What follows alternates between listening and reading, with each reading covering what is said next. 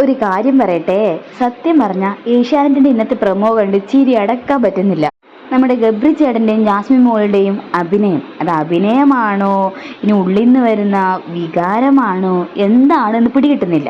ആ ഒരു പ്രൊമോയിലെ ജാസ്മിന്റെ മുഖഭാവം കാണുമ്പോൾ എനിക്ക് ശരിക്കും ഓർമ്മ വന്നത് നമ്മുടെ ഉർവശി ചേച്ചീനെയാണ്. തലയുടെ മന്ത്രത്തിലും മിഥുനത്തിലൊക്കെയുള്ള ഉർവശി ചേച്ചീൻ്റെ അഭിനയമില്ലേ, അതേപോലെയാണ് എനിക്ക് ഫീൽ ചെയ്തത്. അവിടെ ജാസ്മിൻ ഗബ്രിയോട് പറയാണ് നമ്മുടെ ബന്ധത്തിന് ഒരു അടിവരയിടണമെന്ന്. അതായത് ഫ്രണ്ട്ഷിപ്പ് ആണോ അല്ല, ലവ് ആണോ അല്ല, ഇപ്പം ഏതെങ്കിലും ഒന്നിൽ ഉറപ്പിക്കണ്ടേ.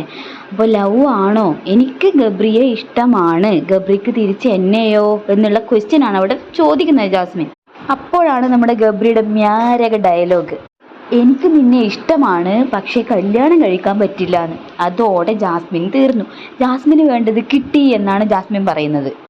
അപ്പോൾ നമ്മൾക്ക് എന്ത് വിചാരിക്കണം, ഇതോടുകൂടി ജാസ്മിൻ ഇനി ഗബ്രിയുടെ പുറകെ കെട്ടിപ്പിടിക്ക് എന്ന് പറഞ്ഞ് പോകില്ല എന്ന് നമ്മൾ വിചാരിക്കണം. അങ്ങനെയാണ് മാന്യമായിട്ടുള്ള ഒരു എതിരാളം ചെയ്യുന്നത്.